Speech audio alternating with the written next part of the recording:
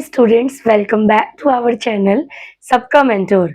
और आज की क्लास में मैं आपको कराने वाली हूँ आपकी न्यू एसएसटी की जो एनसीईआरटी की बुक है उसका चैप्टर नंबर 6 जिसका नाम है डेमोक्रेसी। अच्छा, ये चैप्टर जो है मैंने आपको लाइव भी पढ़ाया था, तो अगर आप चाहो तो रिवीजन के लिए वो वाली वीडियो भी देख सकते हो। और ये तो पूरा चैप्टर मैं आपको यहाँ पर रिकॉर्डेड फॉर्म में दे ही रही हूँ। और एक खास बात, अगर इस चैप्टर की पीपीटी जो मैं यहाँ पे करा रही हूँ एज इट इज आपको चाहिए तो आप हमारा टेलीग्राम चैनल ज्वाइन कर सकते हो जिसका नाम भी सबका मेंटोर है। तो चैप्टर का नाम है डेमोक्रेसी। अंदर क्या क्या पढ़ेंगे हम, डेमोक्रेसी होती क्या है, उसके फीचर क्या है, चैलेंजेस क्या है, हम लोगों के रोल क्या है। तो ऐसी बहुत सारी चीजें हैं जो चैप्टर के अंदर टॉपिक दी हुई हैं और हम उसे लाइन वाइज पढ़ेंगे। मतलब एक भी टॉपिक जो आपके चैप्टर का है छूटेगा नहीं और कुछ भी एक्स्ट्रा मैं कराऊंगी नहीं, क्योंकि भाई आपके पास वैसे लिमिटेड टाइम है, सिलेबस बहुत वास्ट है। कोई बात नहीं, स्टार्ट करो चैप्टर को। और सबसे पहले हम बात करेंगे डेमोक्रेसी इन इंडिया। और डेमोक्रेसी का मतलब क्या है? So democracy means government of the people, by the people and for the people. यानी ऐसी गवर्नमेंट जो लोगों के लिए और लोगों के द्वारा है। ये जो डेफिनेशन है बेटा, ये दी थी अब्राहम लिंकन ने। किसने? अब्राहम लिंकन, जो कि आपके अमेरिका के प्रेसिडेंट थे, अमेरिकन प्रेसिडेंट। तो याद रखना, अगर आप ये डेफिनेशन लिख रहे हो तो आप इनका नाम भी यूज कर सकते हो। अब क्या होता है डेमोक्रेसी के अंदर? People elect their representative through free and fair election. Election के थ्रू लोग अपने रिप्रेजेंटेटिव्स को चुनते हैं और यही होती है democracy. In India democracy people are the ultimate source of power. Democracy की जब भी बात हो रही तो हम कहते हैं कि लोगों के पास अल्टीमेट पावर होती है, यानी जो सुप्रीम पावर है, जो एक्चुअल पावर है, वो हम लोगों के पास है, क्योंकि हम वोट देकर किसी भी रिप्रेजेंटेटिव को चुन सकते हैं या उसको उसके पोस्ट से हटा भी सकते हैं। सो डेमोक्रेटिक ट्रेडिशन इन इंडिया की बात करूं तो डेमोक्रेसी जो है ना बेटा, वो इंडिया में एंशियंट टाइम से ही था, पुराने टाइम से। मैंने वैदिक पीरियड वाला जो चैप्टर पढ़ाया है वहां पर भी समझाया था कि किस तरीके से पूरे विलेज के लिए डिसीजन अगर लेना होता था तो डिस्कशन होता था और वोटिंग होती थी। सो सभा, समिति और विदत, ये तीनों चीजें वैदिक पीरियड में जो चैप्टर है हमारा, वहां पर मैंने आपको पढ़ाया है। Now, बौद्ध संघास also followed discussion and voting. Mahatma Buddha के टाइम पे जो बौद्ध संघ होते थे उसमें भी डिसीजंस लेने के लिए वोटिंग हुआ करती थी और डिस्कशन हुआ करते थे, जैसे कि आज के टाइम पे डेमोक्रेसी में होते हैं। आफ्टर इंडिपेंडेंस जब हम आज़ाद हुए तो कॉन्स्टिट्यूएंट असेंबली ने प्रिपेयर किया कॉन्स्टिट्यूशन और doctor Bhimrao Ambedkar was the chairman of drafting committee.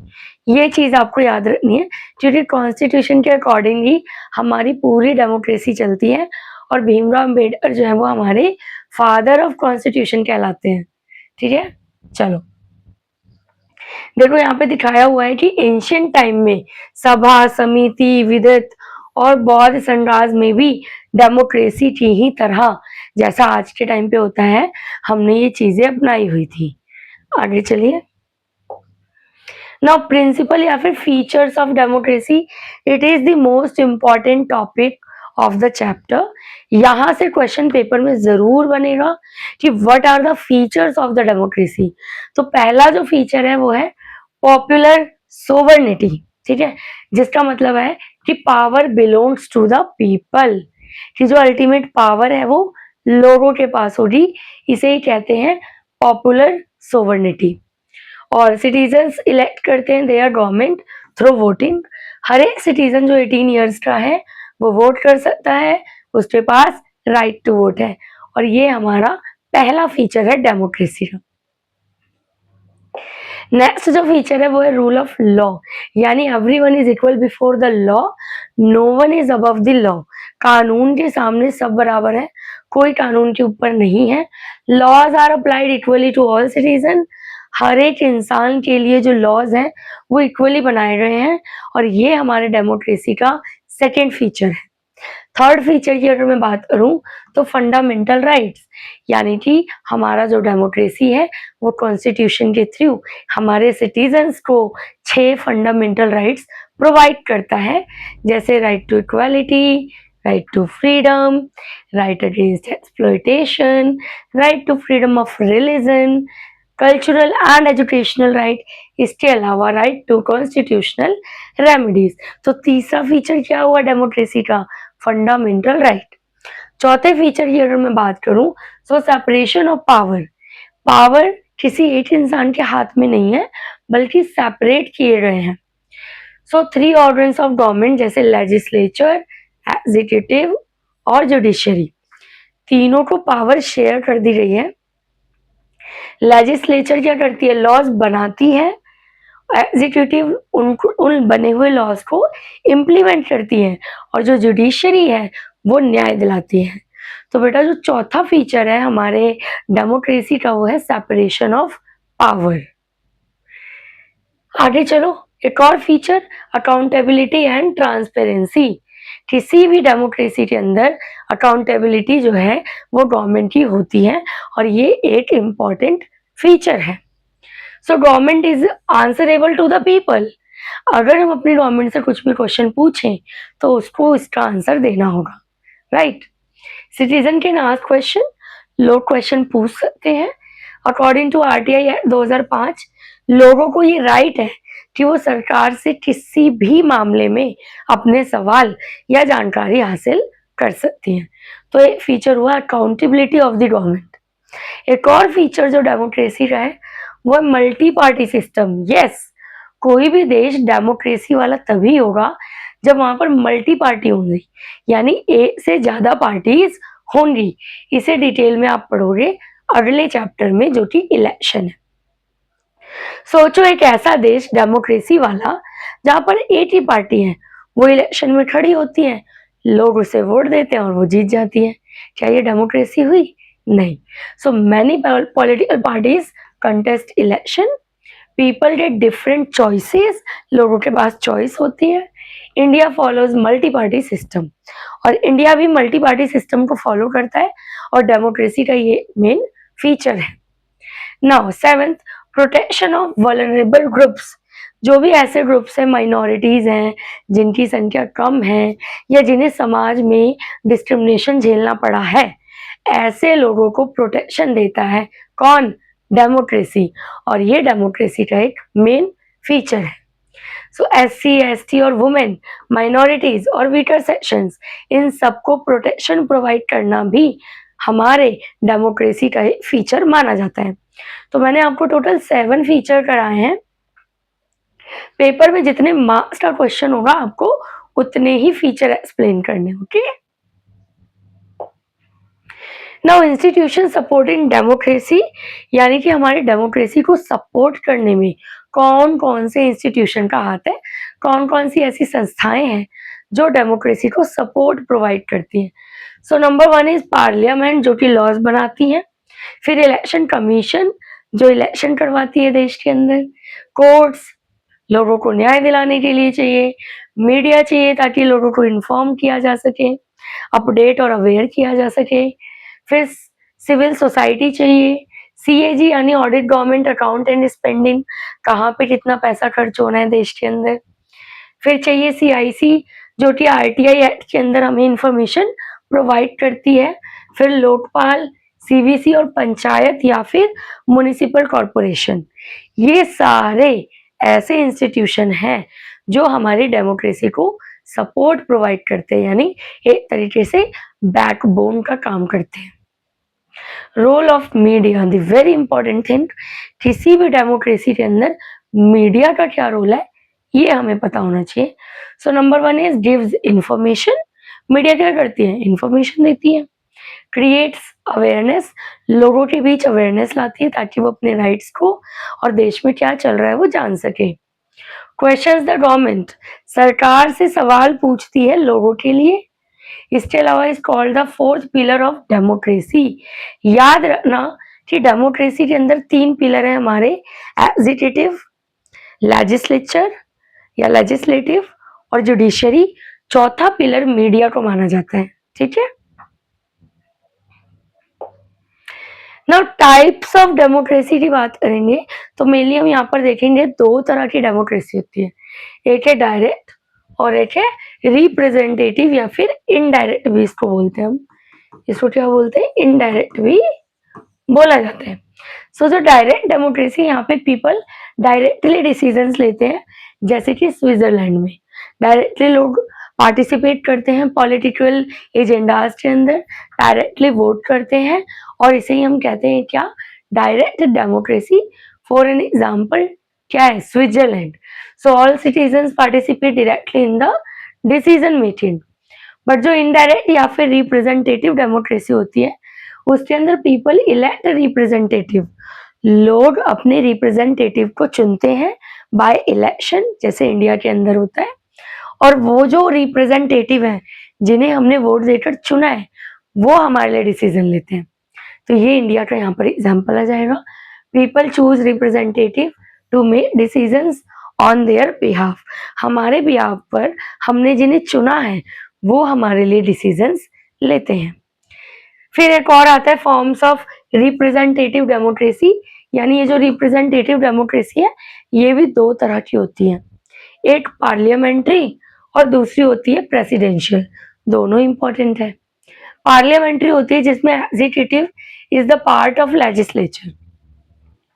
Executive आपको पता है जो लॉज को एग्जीक्यूट करती है, इम्पोज करती है, वो लेजिस्लेचर का पार्ट होती है। प्राइम मिनिस्टर यहाँ पर रियल पावर लेता है और अकाउंटेबल होता है लेजिस्लेचर के लिए, जैसे कि इंडिया और कनाडा। हमारे यहाँ पे रिप्रेजेंटेटिव डेमोक्रेसी है, वो भी कौन सी, पार्लियामेंट्री। अगर मैं बात करूँ प्रेसिडेंशियल की, the executive is separated from the legislature. Legislature अलग है, एग्जीक्यूटिव अलग है, दोनों के काम अलग है। यहाँ पे जो प्रेसिडेंट है और is the both head of the state and the government, उसके पास पावर ज्यादा होती है। प्राइम मिनिस्टर का यहाँ पे कोई रोल नहीं होता और यहाँ पे कोई अकाउंटेबिलिटी नहीं होती लेजिस्लेचर की। एग्जाम्पल के लिए यूएसए। तो ये आपको ध्यान रखना है, डायरेक्ट डेमोक्रेसी और इनडायरेक्ट। और इनडायरेक्ट के भी दो पार्ट है, पार्लियामेंट्री और प्रेसिडेंशियल। इंडिया में कौन सी डेमोक्रेसी है, याद रखना, रिप्रेजेंटेटिव यानी इनडायरेक्ट, उसके अंदर भी कौन सी, parliamentary. Okay, now India's democracy की बात करें तो दुनिया की सबसे लार्जेस्ट डेमोक्रेसी है, क्योंकि हमारी पॉपुलेशन भी दुनिया में सबसे ज्यादा है। इसके अलावा मोर देन 96 करोड़ वोटर 2024 के डाटा के अकॉर्डिंग हम इसको देखते हैं। ओवर 1 मिलियन पोलिंग स्टेशन यहाँ पर है जहां पर लोग जाकर वोट्स देते हैं। Elections are held in 22 schedule languages, 22 अलग अलग लैंग्वेजेस में जो इलेक्शन है वो करवाए जाते हैं। Thousand of political parties participated, मैंने ना मल्टी पार्टी सिस्टम है इंडिया के अंदर, तो 1000 से भी ज्यादा पॉलिटिकल जो पार्टीज हैं वो पार्टिसिपेट करती हैं। सो एवरी वोट काउंट, हर एक वोट जरूरी है। एवरी सिटीजन मैटर, हर एक सिटीजन जो है वो मैटर करते हैं। अगर इंडिया की डेमोक्रेसी से रिलेटेड क्वेश्चन आए तो आपको ये पॉइंट्स एक्सप्लेन करने होंगे।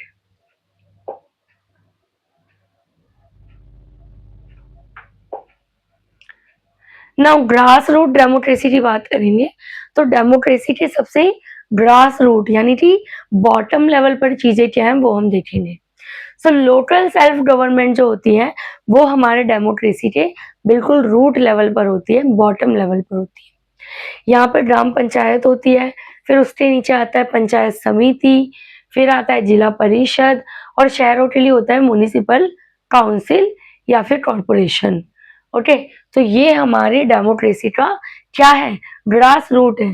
देखो मैं हमेशा समझाती हूँ पिरामिड के थ्रू, ये है आपकी सेंट्रल गवर्नमेंट, ये है स्टेट, और सबसे नीचे आती है लोकल गवर्नमेंट। तो जो लोकल गवर्नमेंट है ना बेटा, लोकल गवर्नमेंट में ही आता है हमारा ग्राम पंचायत और म्युनिसिपल कॉर्पोरेशन। अगर गांव है तो ग्राम पंचायत होगा, अगर शहर है तो म्युनिसिपल कॉर्पोरेशन होगा। Now citizen participate directly in local development. यहाँ पर आप देखोगे कि जो लोग हैं वो डायरेक्टली डिसीजन मेकिंग में पार्टिसिपेट करते हैं, क्योंकि लोकल लेवल पे बात हो रही होती है। Now we will talk about the women in democracy. ये भी इंपॉर्टेंट टॉपिक है आपके चैप्टर के अंदर, वुमेन से रिलेटेड क्वेश्चन आते हैं पेपर में। Women got voting rights in India from 1950। हमारे देश में जब पहली बार इलेक्शन हुए 1950 और 51 में, तो हमने वुमेन्स को वोटिंग राइट दे दिए थे। मतलब हमने इक्वल वोटिंग राइट दिया है, इक्वल टाइम पे मेन और वुमेन दोनों को। रिजर्वेशन दिया है at least 1/3 seat in panchayat and municipalities, यानी जो पंचायत और म्यूनिसिपैलिटीज होती हैं, लोकल लेवल की जो सरकार है, वहां पे हमने अपनी वुमेन को, ताकि वो आके पार्टिसिपेट कर सके, 1/3 सीट रिजर्व करके दी है। Many state provide 50% reservation. 1/3 तो हमने दिया ही है, लेकिन बेटा कुछ ऐसे स्टेट है जो 50% सीट रिजर्व करते हैं महिलाओं के लिए, पंचायत और म्युनिसिपल कॉर्पोरेशन, ताकि वुमेन का पार्टिसिपेशन बढ़ सके। लिखा है ना यहाँ पे, when women participation democracy become more inclusive and stronger. जब औरतें, जब वुमेन डेमोक्रेसी के अंदर सामने आती हैं और पार्टिसिपेट करती हैं, तो ये डेमोक्रेसी और भी ज्यादा स्ट्रॉन्ग होती है। Now the last topic of the chapter, right to information. RTI जो 2005 में आया था, मैं बार बार बता रही हूँ, एमसीक्यू में आ सकता है। आरटीआई यानी राइट टू इंफॉर्मेशन कब आया ये लॉ? 2005 में। इसमें सिटीजन्स को राइट्स दिया गया है कि वो क्वेश्चन पूछ सकते हैं गवर्नमेंट से और इंफॉर्मेशन ले सकते हैं कि कोई भी सरकारी काम जो उन्होंने अप्लाई किया था वो कहाँ तक पहुंचा है। ठीक है, और इससे ट्रांसपेरेंसी आती है, अकाउंटेबिलिटी बढ़ती है और गवर्नेंस गुड होता है, यानी कि देश के अंदर जो प्रशासन है वो अच्छे से चलाया जाता है, लोग अवेयर होते हैं, लोगों को अपने राइट्स के बारे में पता होता है और डेमोक्रेसी स्ट्रांग होती है। ये रहा, information is your right. RTI helps citizen to know how the government work and how public money is issued or used. Now the last topic, challenges to democracy. सारी चीजें बहुत अच्छी हैं, पूरा डेमोक्रेसी पढ़ा दिया मैंने, डेमोक्रेसी के फीचर पढ़ा दिए, वुमेन का पार्टिसिपेशन पढ़ा दिया, but what are the challenges? फिर प्रॉब्लम क्या है डेमोक्रेसी के अंदर, हमारी डेमोक्रेसी के अंदर? Basically number 1, corruption, the biggest problem. जब हम अपने रिप्रेजेंटेटिव को चुनते हैं तो कहीं ना कहीं उनके पास करप्शन आ जाता है, वो अपने फायदे के लिए काम करने लगते हैं। Dishonest practices government and public life weekend democracy, और इससे हमारी डेमोक्रेसी वीक होती है। Now money and muscle power, money और मसल पावर की वजह से वोट्स खरीदे और बेचे जाते हैं, तो डेमोक्रेसी क्या हो जाती है? वीक। फेक न्यूज की वजह से भी कई बार डेमोक्रेसी के अंदर आप देखोगे कि डेमोक्रेसी का जो मेन फीचर है वो वीक होता हुआ नजर आता है। यहाँ पर मिसलीड हो जाते हैं पीपल और गलत लोगों को वोट भी दे देते हैं। लो पब्लिक पार्टिसिपेशन, लोग पार्टिसिपेट नहीं कर रहे हैं, ये हमारे डेमोक्रेसी के लिए बहुत बड़ा चैलेंज है। बहुत सारे लोग वोट देने ही नहीं जा रहे हैं, तो ये प्रॉब्लम है। Social inequality, caste, religion, colour, इन सब के बेस पर जो इनइक्वालिटीज हो रही है वो भी हमारे डेमोक्रेसी के लिए बहुत बड़ा चैलेंज है, यानी मुसीबत है। So a strong democracy need aware citizen, fair election and equal opportunities for all. अगर हमें अपनी डेमोक्रेसी को स्ट्रॉन्ग बनाना है तो ये 3-4 चीजें होनी चाहिए। क्या क्या? अवेयर सिटीजन, सिटीजन अवेयर होना चाहिए, फेयर इलेक्शन होनी चाहिए और अपॉर्चुनिटी सभी के लिए सेम होनी चाहिए। तो यहाँ पे चैप्टर फिनिश होता है। आई होप कि ये पूरा डेमोक्रेसी वाला चैप्टर आपको इजी वे में समझ आ गया होगा। जितने भी क्वेश्चन बनेंगे ना बेटा,